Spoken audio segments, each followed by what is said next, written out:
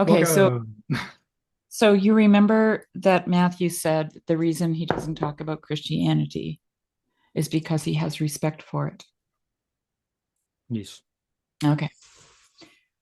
So here's the question. Why or what, actually, what is it that a man doesn't talk about because he has respect for it?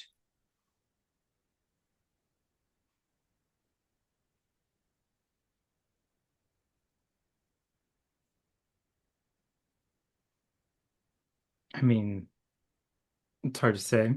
I don't know. I don't know. One of the first things that comes to mind is like emotions of some respect. Well, I would just say use the broad term the feminine, right? Yeah, no, that's good. Yeah, yeah, that's good. Okay, Like in so general. in general, the Yeah. man will not talk about the feminine because of respect for it. Okay?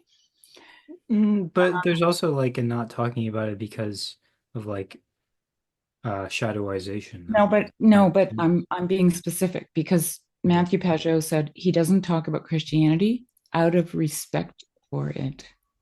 Okay? Mhm. So what is it about? How does that link to me? That links to the divine feminine because that is the thing that you don't talk about out of respect, right? So, and then he also said that Jesus Christ is the key, but we have lost the lock, right? Key and lock are masculine and feminine symbols. Mm. All right. Mhm. So that should give you a little bit of a clue. Yeah. Yeah, that Then, reminds me of the whole the Sophia of Christ thing, where it's like the Sophia as metaxu mediator, where we Steiner said it is not the Christ that we lack, it's the Sophia of Christ. the in between. Yeah. Um, The wisdom that allows us to see the Christ at hand. mhm. What that actually is. Okay, so then there is the Jewish Sabbath, in which the wife of the household lights the candles, opens the Sabbath, and invites the Sabbath queen to arrive. Okay. So the Sabbath is a 100% feminine space, right? It is opened by the wife, it is inhabited by the Sabbath queen, and it is a picture of the world to come. So the world to come gets ushered in by the feminine, by the divine feminine, by the human feminine in the actual Sabbath rituals, right? And so, and these are all fractal patterns that just keep telling this the same story, right? Um, Mm. It's very deep. It's very deep stuff. Like, yeah, it's hard to talk about. yeah, and you have to talk about it carefully because you have to have respect for it, You know, right? one thing delivering Amazon packages, not infrequently people will have busts of like the clamshell versions or the statues. It's crazy. The other yeah, and the other not crazy in a bad way. It's like, it's like this juxtaposition of suddenly I'm, in the like there's this sacred icon in front of me, and the other day there was actually like a life-size statue of Jesus, like slightly bigger maybe than life-size, but it was like a very deep, I don't know, and I don't know, it's just that's what Was comes he to taking the package? mind. Sorry. No, no, it's crazy. Like it also, yeah, that also happens when I'll be listening to these, deep topics and somebody opens the door and I'm talking with them. I'm like, Just trying to change the dials. I know. But It's one other thing I wanted to say. yeah, yeah, I didn't mean to Yes, here it is. take you Here it off is. topic too much. Okay, back to the world to come. The feminine ushers in the world to come. In a family, the woman gives birth to the children. The children are the future. They are the world to come. It's a pretty solid connection there. I would say so. And here's what Matthew Pajot says. He's writing a book on renewal, which is brought about by the divine feminine. Okay.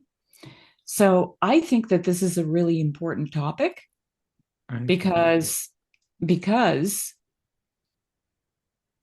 the sooner we get this figured out, my friends, the sooner we understand this, the sooner the world to come becomes, right? She is becoming what she is becoming. Hmm. Because the city of Jerusalem, right, that it comes down from heaven, the city with in which the nations of the earth go in and out of, right, Mhm. is a feminine image. It is the bride. And I think it's a consciousness. If I just want to say it flat out, it's a Christ consciousness, right? A spiritual understanding in which the Hey, nations. one sec. Sorry. Every time that I record, but it is my fault. I think it's a way of being. I think it's a consciousness, and I think it's something that the nations will go in and out of, right? They will be able to inhabit it, and they will be able to go back. They can plunder, they can take treasures, they can do all the things that nations do to cities, right? They can trade. That's what a city is. It's a place of commerce. It's a place of prosperity. It's a place of treasure. It's a place, it has all these things to offer the world, right? And in Revelation, it talks about these nations going in and out of it freely. They're not banned from it, right? So,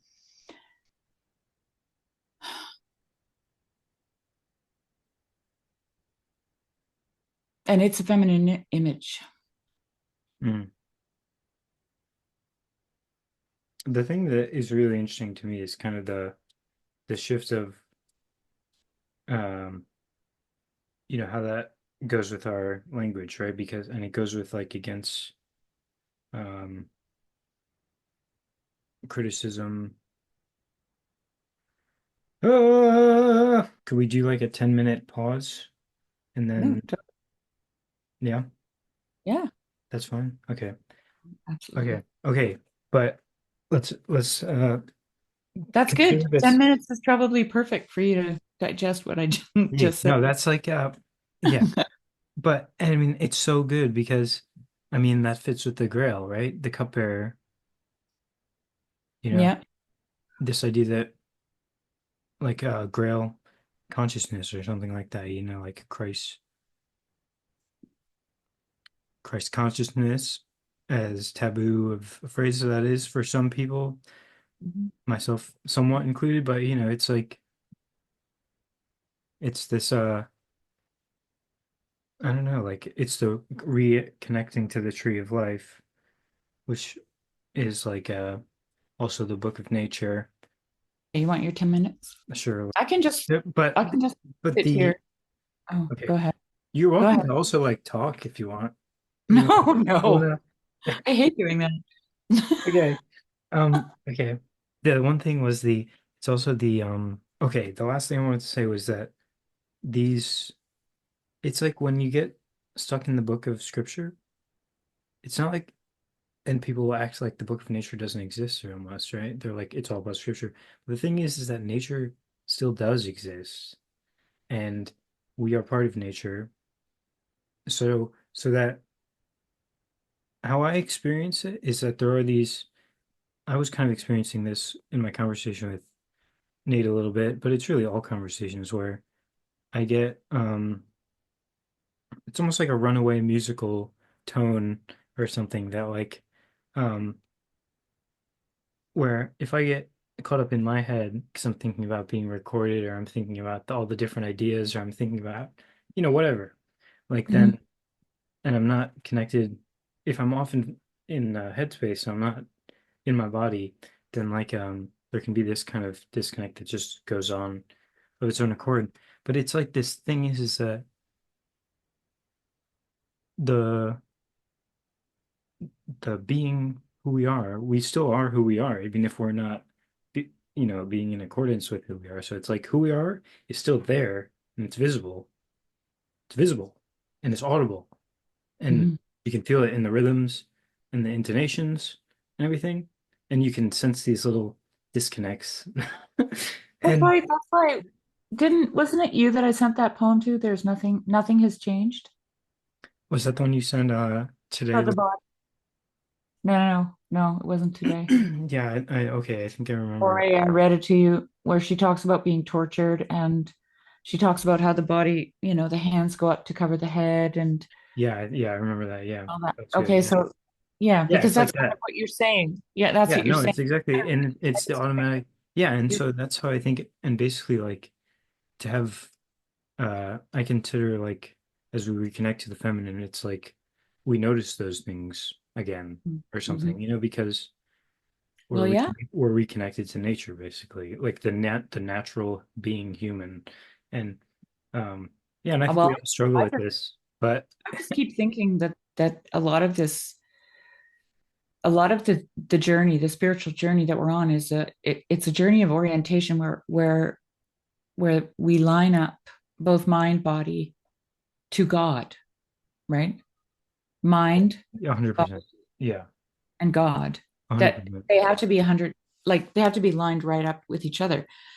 But the big problem is our mind and bodies are not connected, yeah, right? And here's the thing, in the New Testament, Jesus disappears and he is what?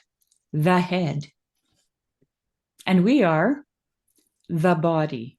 yeah, And so there's a mind body, like there's literally yeah. mind body disconnect. And that connects like the being headless thing. Yeah. It's And then there's that. we often put the ego as the head. Like Mhm. that. Yeah. Yeah. Okay. You want to take your 10 minutes? Okay, yeah. Okay. I'll be back. Okay.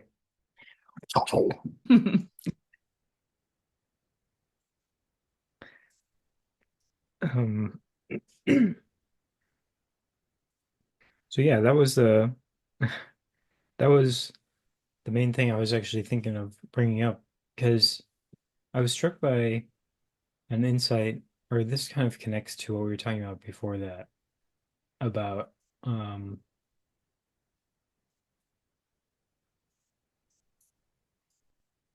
um about I don't know how to um about like recording dynamics as well and like internet dynamics. Um insofar as on the full moon the other day, I was listening to Karen Wong talk with I forget his name. She was talking with someone about hypnosis. Hmm. He talks in a different book about how you can sort of connect to people to then allowing them to be under hypnosis. Because he says the person has to allow themselves to be under hypnosis. Mm-hmm. And What are you doing with all these ideas? I think a lot of the key point in the book is how hypnosis happens daily.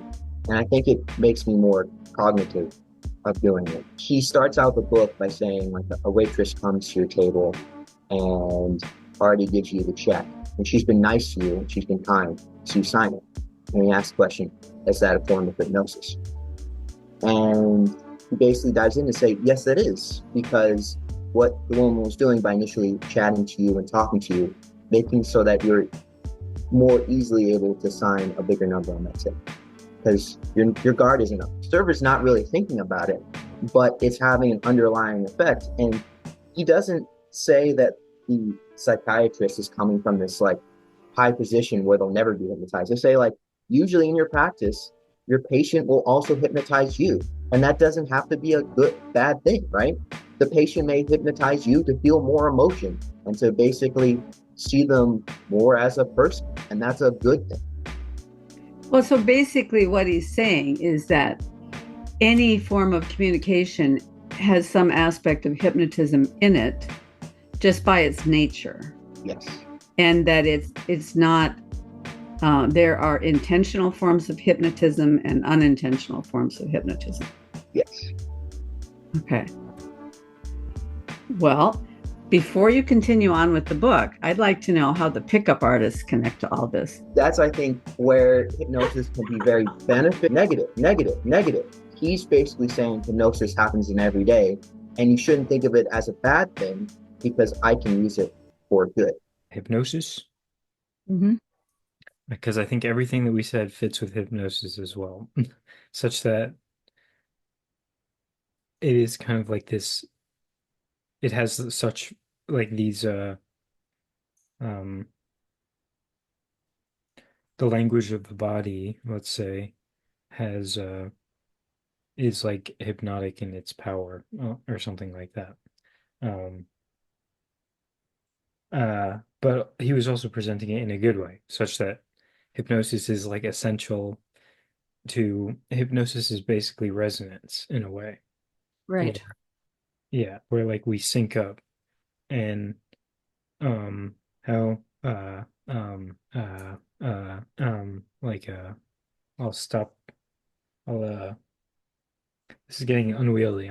It's not a very coherent thread that I'm on, but I'm waiting. I just had some sort of like numinous experience the other day while I was listening to that, and the full moon was exact and it was about how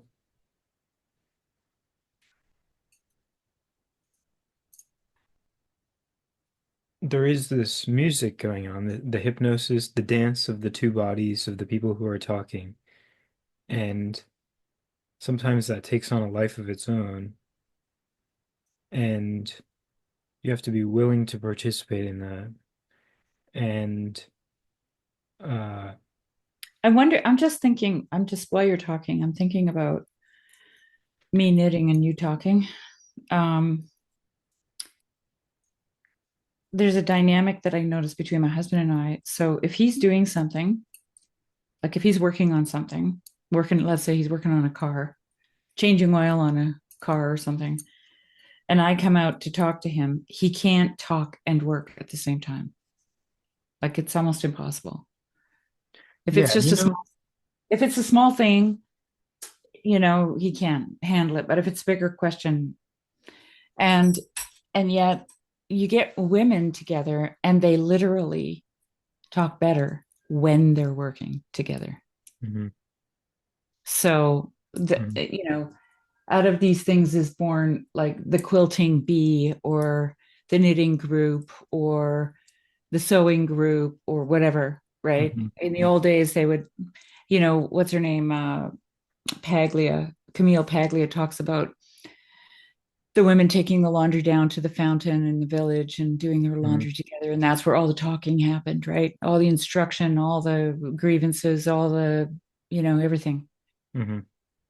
And I'm just thinking about like when I've had people staying here with me and they want to learn how to do something. We've had some really great intimate like women time together where one girl's carding wool, another girl's sorting wool, another one's you know Mhm. and I'm So, doing something with it, and we're all talking, but we're all doing something at the same time. mhm. Now I It's, don't know what's it, here, blah, blah, blah, blah. Boom. It's like how what it's almost like for women, the language of the body is primary. And then, so then the talking evolves out of the doing things, you know? yeah, Whereas for guys, the doing things evolves out of the talking. We talk about things and then we do them. Is it? Is it that? I don't really I don't know. understand. I don't know. Maybe it's, I mean, it's it's possible. probably not such a hard distinction, but something like that. I'm going to find this. I want you to watch this really quickly. It's a short thing that I got to find it. Should have done it when you were gone. Let me Okay, see. well, but let me riff while you're looking at that Yeah, you because go. what you were just saying about um how like your husband being interrupted like while he's working, not to say that's what he's it was an interruption, but it was like, that he has difficulty doing both. It I is. think Yeah. for me, like everyone likes to psychologize me, or at least I get that impression, you know, and maybe it's just in my head and people actually don't give a shit at all. But um, you know, so I figured I might as well give it my shot. In my opinion, what's going on is that this resonance or something Yeah. is like something that you have to like sink into and be willing to participate in, right? And there's two sides. When we're on the computer, it's that part gets interrupted for me because I'm very aware that other people are watching, and also there's all sorts of it's not the same as in person. Like there's something missing, and the the being rushed along. We don't really sit in silence a lot especially when we're recording. It's just kind of we don't go and eat and smoke together or whatever. It's like all sorts of weird things. But Schwab, he says, in the future, they're projecting out in their 2030 ambitions. I own nothing, I have no privacy, and I've never been happier. Think about what that means. I own nothing, I have no privacy, and I've never been happier. Think about what that means. Let's examine each statement. I own nothing. Okay, they want, obviously, the abolition of private property. That doesn't mean property is going to disappear. If it's not going to be yours, my question to you and to them is, whose will it be? Who will be determining if they're going to allow us to stay in our homes? How will we be asked to use our homes? Will we have to leave them at certain times? Will we not be able to leave them at certain times? Well, I think you can discover an answer to that from COVID. What a nightmare. What person would suggest such a thing? This is way beyond communism. At least with communism, you recognize the appropriation of properties to the state. They're saying no one will own anything. What they really mean is we'll own everything. We'll guide everything. They have no qualms at all telling you how you can and can't access your own home. When you have to stay, when you can leave, for how long you can leave. I have no property. I have no privacy. That's the second, privacy. Think about the consequence of that statement. I have no privacy. Every important, intimate relationship that we have with God and with people is absolutely conditioned on privacy. The privacy of your own heart, the privacy of your own conscience. Think about what that means. I have no privacy with regards to the sacrament of confession. Priests would rather die than ever reveal and break a confession or break the seal of the confessional. And here are our leaders who want us to trust them with the development of the human race in the future, who are telling us privacy is not a big deal. You can abandon private property, you can give up your privacy, and we're not to think that that is going to have a serious impact on the ability to develop intimate, loving, deep personal friendships. And then they end up the statement, of course, by saying, I've never been happier. You can't define happy without theology and philosophy.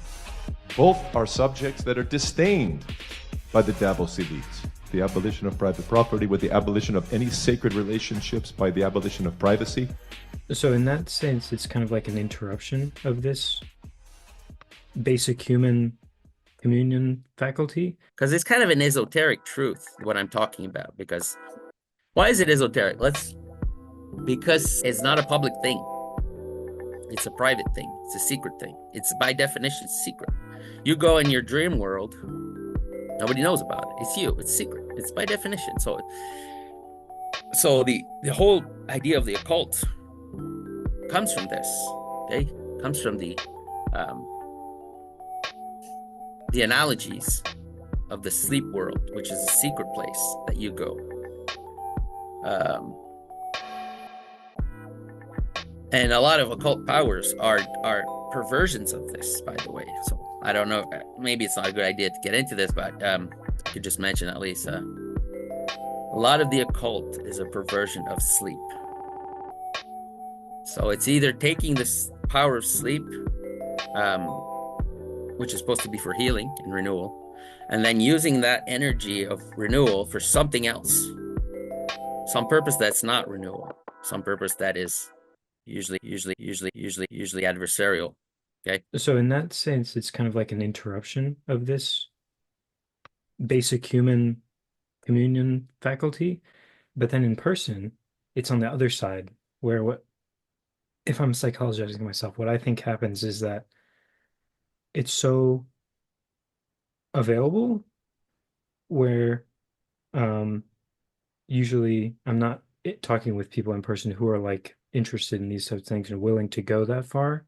Right. So such that I see people and I have to censor myself from like falling into empathic resonance with them very Yeah. deeply, And so it's kind of this weird thing where that's, maybe it's just excuses, but I don't know. I feel like I've been struggling to kind of articulate that, which is that that's how I experience. It's almost, maybe I need some sort of like regulating valve and just to get better at that personally. But and I guess the last thing would just be, I hope people don't let my idiosyncrasies get in the way of taking these, considering these ideas about how, there are these dynamics and, the introduction of the feminine and all sorts of stuff. Yeah. I just heard like a big horn sound like a big trumpet, but it didn't sound not like a Last Days type of trumpet, but I don't know what it was. But Maybe yeah. just a drunk guy trumpet. I don't know. But yeah, so I don't know, how do you experience that? Because that's kind of, because that connects with everything about how, like there's lots of jargon and such, and like I remember another phrase that really comes to mind is after the estuary event, you said bringing the heart space into the virtual space. Mhm. And that's really, I think, Into a virtual space? or into because I think how do we bring the Oh, heart I space, see. Yeah. back to the virtual space as Right, well. right. Instead of just being a headspace. Yeah. Yeah. I think first of all, we do that by listening because it's a feminine way of being, right? It's receptive.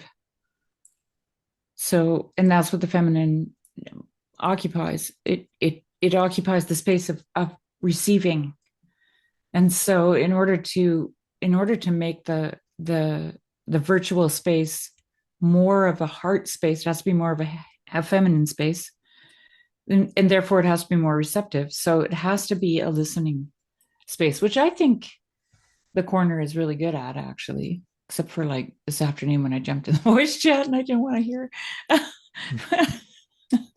I mean, I was listening, but it was kind of like all I could hear was blah blah blah because I've heard it before, and then I was, and that is a failure on my part because that's moving out of an assumption that what someone is going to say, right?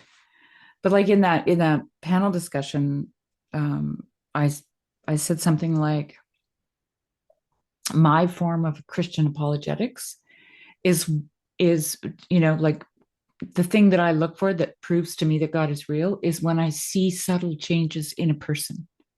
It is no great help to look at the particularly outstanding characteristics.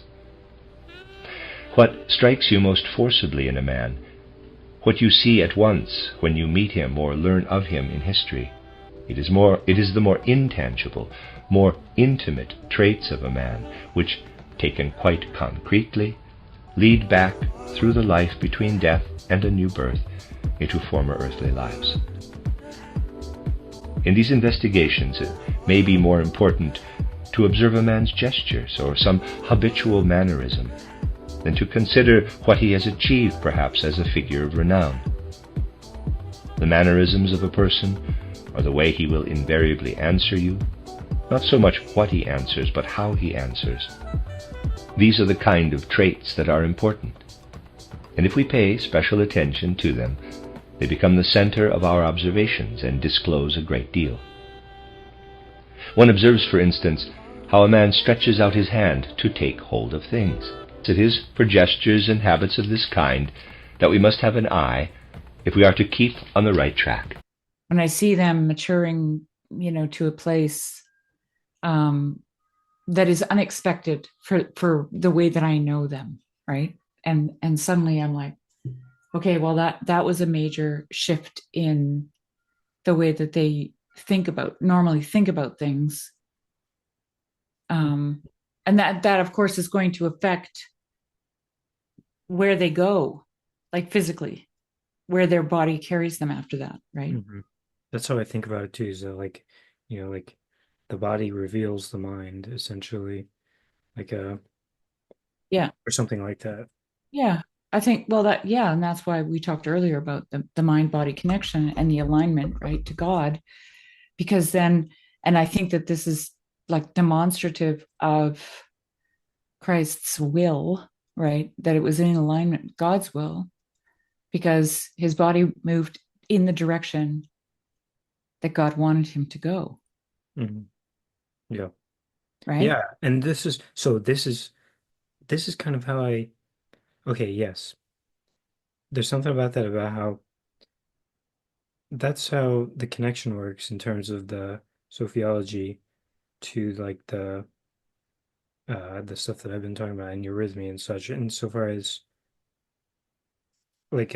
as we regain the perceptual abilities, we talk a lot about perceiving other people, and speaking the truth, but also it's kind of like we were saying about being receptive to like a higher will, such that when we do this, we naturally embody, like when we listen for the logos, we embody the logos, and like so as we reintroduce the feminine, we'll have more images of we'll have more shining transfigured humans, basically, like right. And I think, don't you think, look, I'm just thinking about it because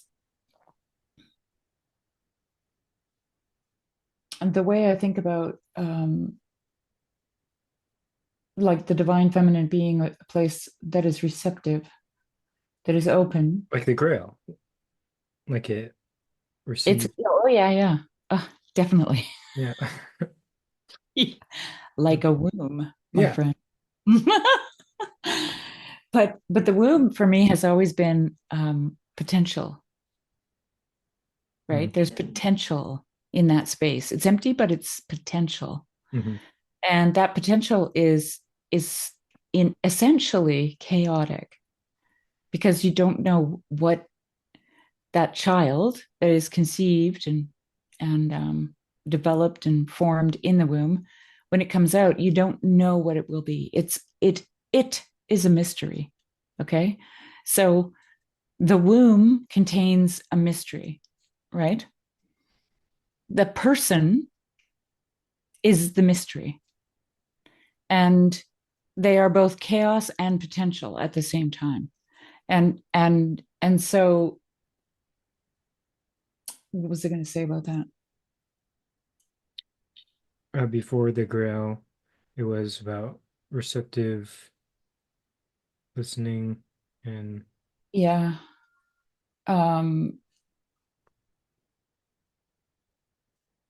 well, there has to be a comfortableness with chaos in a way. Well, chaos and ambiguity. Yeah. Right, because like non-def, and this is it's instead of definitions, basically, like it's not. Yeah.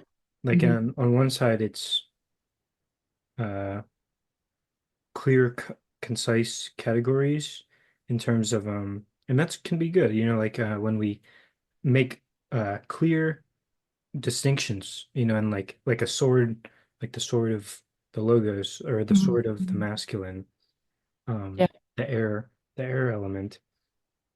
But then on the other side, the watery is like it's more ambiguous and chaotic. So that makes sense. It's like, and yeah, that's really fitting Here, because here's the other thing that you can think about in in terms of like distinctiveness in within the relationship between the child in the womb and the mother. There are two distinct persons there, but they are not divided. Okay. yeah, I just And posted a clip about this. did you? And the child is in the world, but not of it. Hmm. I think you'd like it. I think you'd like that clip. There's that guy who has the sentient singularity theory. It's basically it's called nested sentience, and how Mhm. the image of the child in the womb is it's very akin to panentheism if you think about it, like in a Mhm. microcosmic way, right? Right. Yeah, this is a pattern. Like this is a real pattern, Because they are but one. it's They're complex yeah. and it's dynamical. So it's always changing and it's like in one of the readings we did for the sociology class, um, Pavel Florensky writes about the divine feminine that it is all integral and not merely. It's all integral creation and not merely creation. So, like, think about that. All integral creation. That's everything intertwined and Mhm. not just creation, right? But it's literally made up of the relationships between everything in creation. That includes us and the Mhm. stars and God. And right, like Mhm. that is the wisdom of God, right? Yeah. But it really I think it really what's the word? It's made somewhat understandable in if you think about the the family, the father, the mother, and the child, the marriage, the sexual union, the conception, right? The birth, Mhm. and then the rearing of a child. A lot of the language, for me anyway, in scripture is talking about that whole process, right? And it doesn't diminish. It's not just that, right? We're not just talking about the family, but the family is gives us the language to understand the story that we're in. And like I said to Matt today, the story that we're in it is the story of a marriage, right? It's a story about a bride and a groom. Did you listen to the Cosmo story that I read yesterday or the Not day yet. before? I plan to. Okay. I'm very excited to, but I have not quite yet. No. Yeah, it's good. It's really good. But I just sent you a clip and I'm just Yes. I just curious what I mean, not a clip. I sent you a video, but I just wanted you to listen to a portion of it. I have to find it here. Yes. Let me. I have a billion tabs open. Let me close some tabs real quick. You don't have to include this in the video or there. Yeah, sure. Right there is good. In the 20s, it was sports figures. 30s and 40s, it was movie stars and World War II aces and all that kind of thing. And then the music uh, figures became the heroes. I think the next heroes will will probably be a more intellectual sort, political activists and perhaps scientists and computer experts, people like that. People that have an understanding, an intellectual awareness, and a knowledge of how things run, how modern society runs, and they'll probably be the new heroes. I think each generation supersedes the last one in intelligence and awareness, and I think there's been a giant step recently. The young people that I've seen in my travels around, you know, while they're very young and naive in a lot of ways, I think they have an incredible intelligence and awareness of events that far surpasses the people I grew up with. I think, you know, I like to be pessimistic, but I think from what I've seen, they're far better equipped to handle what's coming. Well, they'll have to be. Jim, in talking about life today, we have the business of the sexual relationship, the relationship between men and women, and we all wonder how much it has changed, the role of the man in modern life and the woman in modern life. We even have a horrible thing called unisex, which terrifies me. Do you think there's much of a difference in the style of life affecting the man-woman relationship today? Well, you know, when you look at history, it seems to be cyclical. There have been many periods in history where women were the major controlling influence in life. Matriarchal societies and all that kind of thing. And I think women are becoming increasingly important. I mean, it's a ridiculous thing to try and talk about, you know, in such simple terms, but I think the influence of women is becoming more and more felt. I'm not sure I can expand on that, but I think you know what I mean. I think, you know, the unisex trip is really a cop-out. What's happening is life is becoming more and more feminized. Really? I think so. That the male is now less masculine because he has no need to be very masculine. Yeah, that's true. And yeah, there's no frontier to conquer, and hunting and fishing and all that. You know, I mean, it's not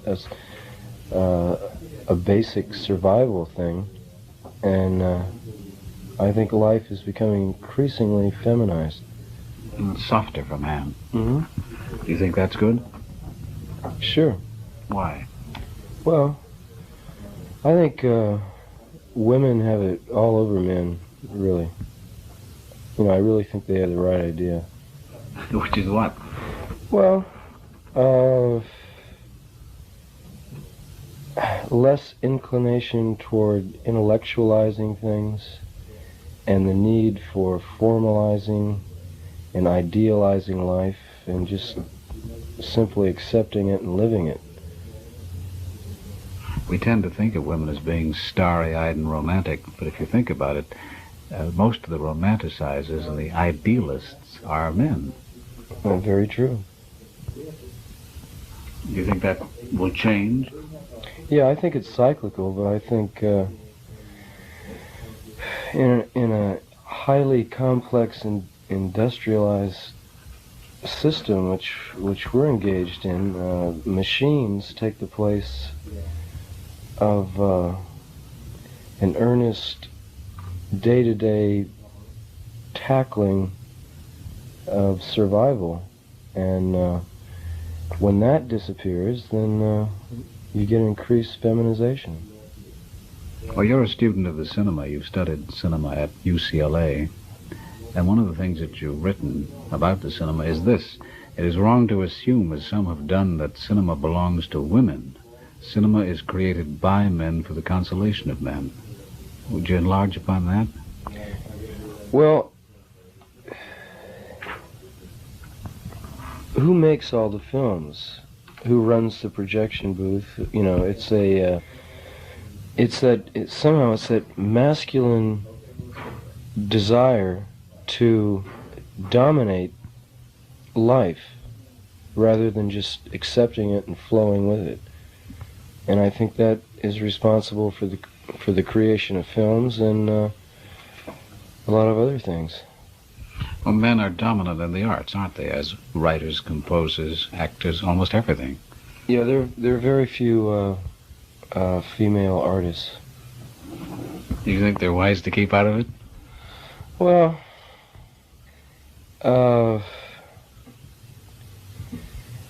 yeah, I do. Although, it's a contradiction because I'm totally hung up in the art game. But I think, women have less need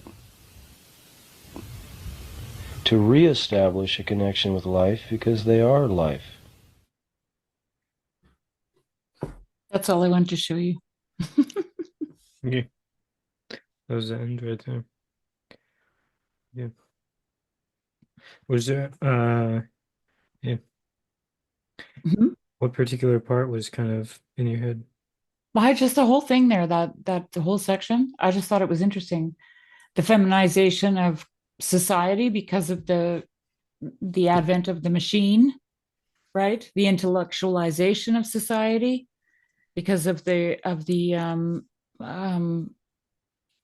lack of distinctive roles, and also the way that women accept and embrace life. That is exactly what Mary says to the angel Gabriel when it's announced to her that she's going to carry this child. And she said, "Let it be unto me," right? And that was an acceptance and an embracing of the unknown for her.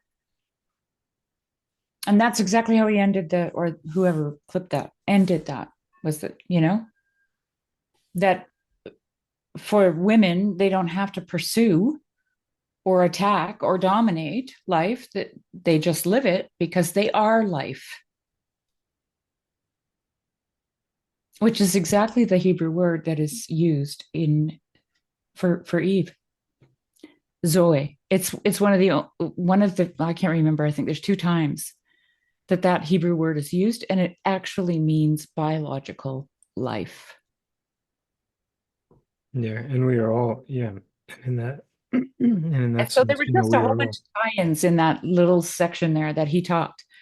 But I was like, wow, this is like, and you know who that is? Yeah, Jim Morrison.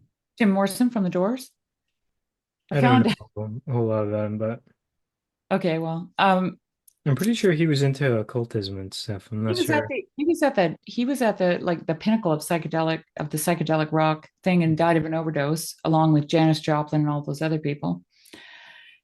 Not at the same time, but around the same time. Using that energy of renewal for something else, some purpose that's not renewal. And I watched an interview with his dad and his sister.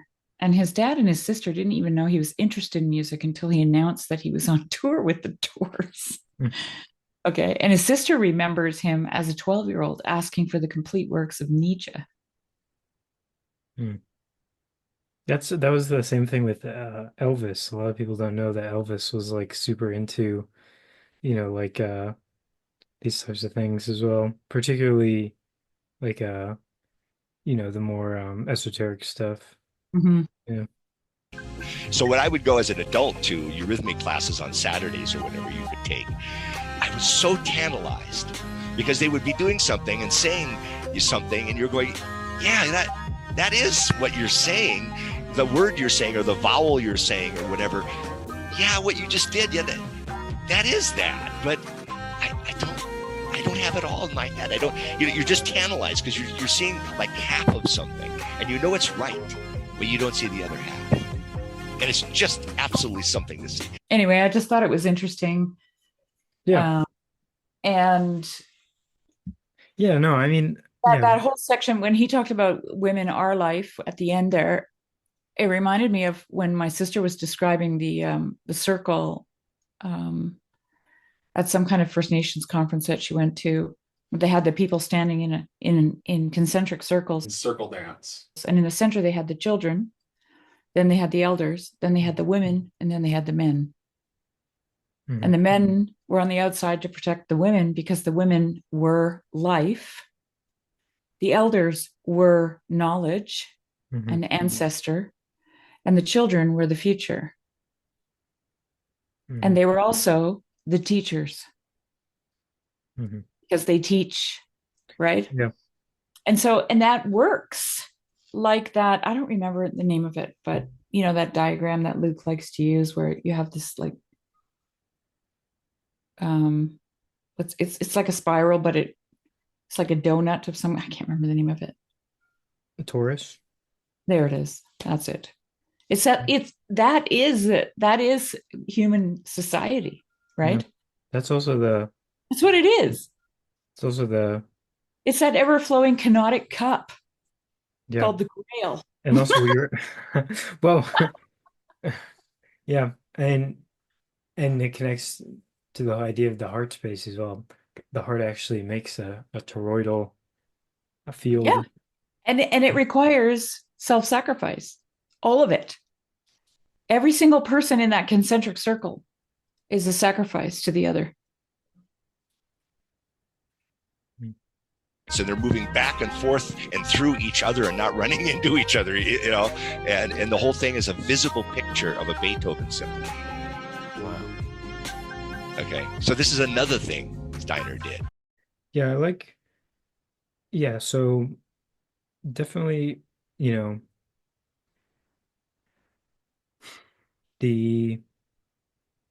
I'm in agreement that, you know, about the, you know, the importance of the divine feminine. I'm definitely, you know, and in terms of a reapprehension of its role, her role. Well, here's the thing. And this is thanks to Matthew Pajot's conversation. One of the things that I noticed in this little corner is that everybody, almost everybody, I won't say everybody, almost everybody has deconstructed in some way, whether it's from their religion, from their own ideology, whatever. They were at one point like this, they've deconstructed and they've come out different on the other end, right? Mhm. And a lot of people are asking about renewal, especially within Christian circles. So there needs to be a renewal of the church, a renewal of the body, right? Mhm.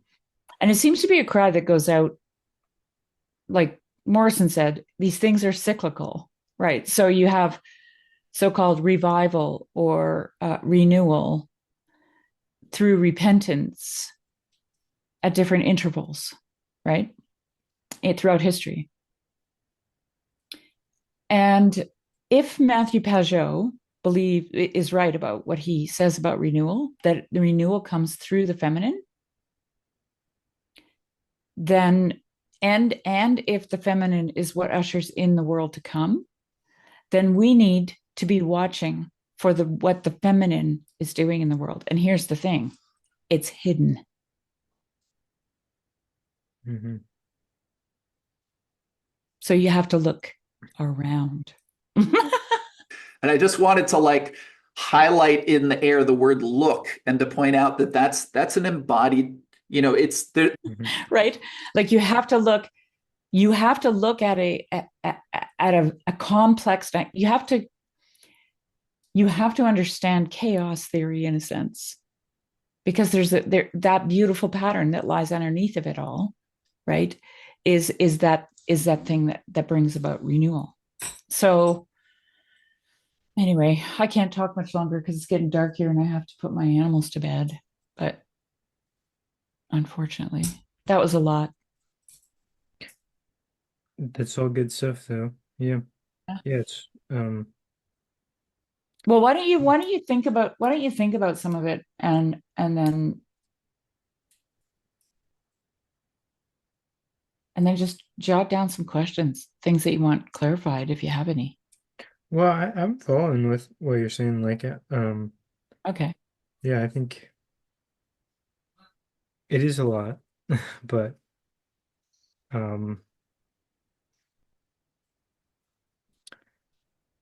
yeah, looking, to look for what the feminine is doing, or because it's also like hidden in plain sight, like I was saying Yeah. about how the body still uh reveals um the deeper patterns and so in the mind, and like the music goes on whether or not we listen to it. But yeah, I like what you're saying about Well, um I actually think, Jonathan, like the body, the elemental sound at the foundation of life, resonance, all of that stuff, that has to do with the feminine, I'm with that, yeah. right? Because it's all about reception. Like the body receives from the mind, right? Like the Mhm. body is really, who said this recently? Oh, shoot, I don't remember who it was I was watching. I think it was might have been a priest, an Orthodox priest. Someone thought that when they were talking about the mind body thing, that the body was they thought that they meant, whoever was talking with this person thought that they meant that the body was actually abusing the mind. But the priest said, no, no, no. The mind abuses the body. One weakens it by depriving it of food and sleep, and one scorns it and mistreats it in many ways. One is ashamed of one's body. However, it is the body which rightly has more reason to be ashamed of the soul inhabiting it than the latter of the body. For the body is a miracle of wisdom, harmony, and stability, which does not merit scorn, but rather the admiration of the soul. He says not in the body. Then he's like, well, what about where he's moving on to try to locate what it is in the soul, and he presents that like two views, and Right. he said, and he tries to present because it's somber. He tries to create a synthesis of those views. Yes, right. There is an abusive relationship between the mind and body. They have to come into some kind of Mhm. relationship with each other, right? I always think of it as riding tandem, you Mhm. know? Yeah. And listen, like, yeah, really, I like this idea of like that we have to listen and pay attention, because listen, it would also be to listen to our own body, Mhm. and that's a big thing, like that we don't feel, we're very disembodied in general, I think. And it reminds me of do you ever listen to OG Rose? He's very Well, quick with the just word. What? yeah, just from you, from your clips that basically I've watched him. Yeah. He's so He's so sharp. sharp. He's sharp as hell. Yeah, he is. Like again, look at the birds of the air. It's incredible how hard it is to look. Like Seth was making the example of when you hold your thumbs like this and you switch, it blew my mind. Like just little things that you do with your body and you realize you've never been in your body before. Like we could spend like a few months actually learning our body, and that may actually be a radical impact on how we use our time and spend our money, because then we might not be consuming to avoid the feeling that we're not at home in our body, right? So there might be a bunch of little things like that. I actually think there's a lot of things like body, speaking, seeing. If you did those, then you'll actually find yourself doing philosophy because you'll be freed up. Like your energy will be freed up and you'll actually be able to follow a conversation to a philosophical place without intending it to. I think there's a lot of emotional barriers. I think there's a lot of mental barriers that actually, if you freed up, lead us to just doing it. As opposed, like if you're like, hey, how do we increase everyone's like consciousness or whatever to make them more philosophical, but you're not doing the work of like freeing up their blockage. I think I was actually listening to him the other day, and the thought that crossed my mind is this might be the most articulate person I know. Yeah. Or not that I know, but that I know of. Like just the fluidity of the speaking. It's very impressive in my opinion. But like he's a master eurythmist, one might say. But yes. I don't know, there's always room for improvement, right? But anyway, so I was listening to he just had a conversation about the body largely. And he was also talking about philosophy and like how we need philosophy, which I know is another topic that you like. Like, why do we need to talk about these things? And or at least I've heard you talk about that before. And I also think the body, the mind body connection, the mind and the body is also the relationship between the one and the many, right? Yeah. That, you know, that's the Yeah. microcosm, right? Of it. It's right here, right within ourselves, you know, the one and the many. Yeah. Yeah. So, yeah, and he was talking about how we don't. He just said some good things about it. I think I'll send that talk to you because I think I might that you would like it, or I'll pull out a little part from it and send it to you. Yeah, do that. Yeah. Yes. Yeah, I don't know. Maybe that's a good place to stop. I'm trying to think if there's. This was you said you didn't finish the conversation with Nate. No, I want to do that tonight. Yeah. I have to do chores now. And excuse me. Oh, and then make dinner. Heard that. And I'm in my winter mode, where I go to bed at like 9 o'clock, 8:30, 9 o'clock, and I wake up at 5, which I love. I just love it. Yeah. Yeah. I want to live that type of lifestyle where I don't know, I just love what you're doing. I think it's super cool. Go to bed with the bears. If I could, I would. I'd find a cave somewhere. We had a bear attack our chicken coop not that long ago. Really? Yeah, yoinked one of our chickens. Oh yeah. Bummer. Ours are all sleeping now. We've got a little bit of snow on the ground, and my geese are just sitting here right now going, we want to go to bed. They're super fat. They've just been they do what the bears do. They eat and eat and eat because winter's coming. So they're really quite pudgy. Chubby birds. Pudgy geese. I call them my little fluffy butts because when they walk away. Can you see them going by the window? And they do a little bubble. Can you see them? Can you see them right there? Yes. Look. There's my fluffy butts. They heard us talking about them. They're really cute. No. They just wander around here. They own the place, you know. Awesome. I dig it.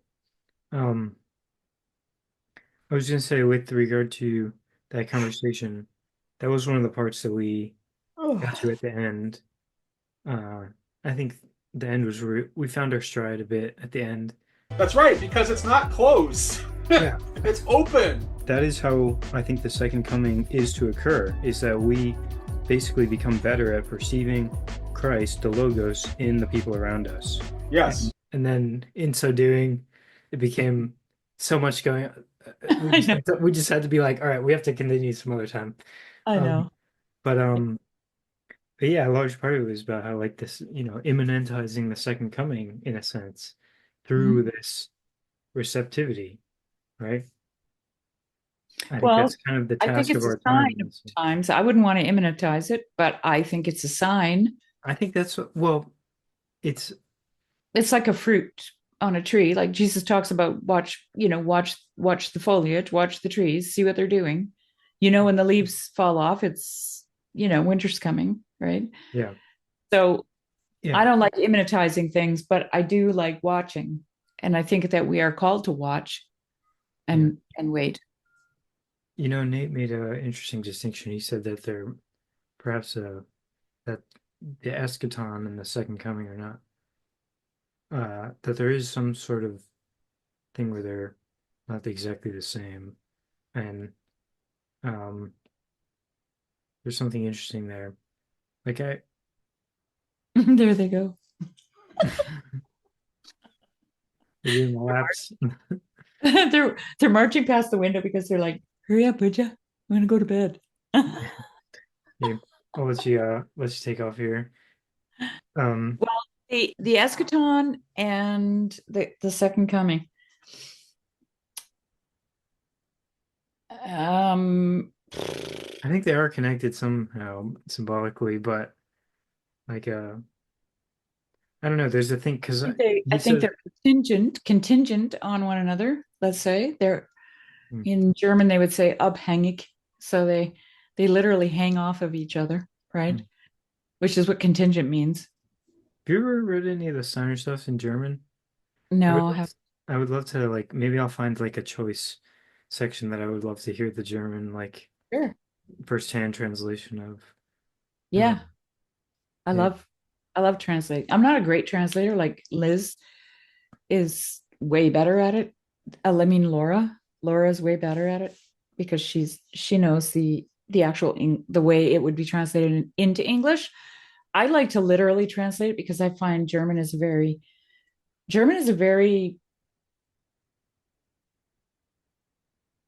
oh man, it's just I don't even know how to describe it. It's a very old language and it has the freedom to just make up its own words. So it does a lot of compounding of words. Mhm. Steiner said that that's why he said eurythmy could most easily come out of German because there's the plastic There's a element. specialness to that. Yeah. Yeah, he called it the plastic element of speech, which would be like the malleability of the words and the meanings. Mhm. I dig it. I love it. When we take the German language, we find that it is of a plastic nature. The genius of the German language is really a sculptor. This must not be overlooked. So we can say in the German language, we have the plastic formative element. That is a feature which is very much in evidence. For this reason, we find many interjections, which are uncommonly characteristic. So it is not surprising that the German spirit is poorly understood. The remarkable feature of the German language is that one can find in it so much that really corresponds to plastic art, that really makes up the plastic element of language. Hence it is, perhaps not without significance, that eurythmy in the first instance could most easily arise within the German language, for eurythmy may be said to be sculpture brought into the realm of movement. And it is from out of the German language that this living sculpture can be most easily developed at the present day. And I love German for those reasons because like they have one of my favorite examples is the word for a lighter, that you use for lighting fires or whatever. We call it a lighter. They call it Feuerzeug, which means fire thing. The fire thingy, basically. Yeah, but it's like it's more like a Neanderthal term. Yeah, the fire thingy. Or fire thing. Yeah. So it has this very grounded, very earthy, very ancient ness to it, right? Anyways. In ancient times, all languages possessed a living plastic element. I'd love to do a literal translation of Steiner's at some point. Yeah. Okay, so just to finish the sentence, it was like or not the sentence, but the thought. It's like because if the second coming has to do with seeing Christ in each other and embodying the logos, like I think we should be doing that as much as possible. And like to do that though, it's not like a but we can't do it. It's a receptive, like it's a doing not doing. It's like it's a doing not doing. Christ the eternal Tao and the I Ching. Yeah. That's very much like how I tend to think about logos theology in terms of because it's like logos theology, but it's not so static insofar as it's there is a musical.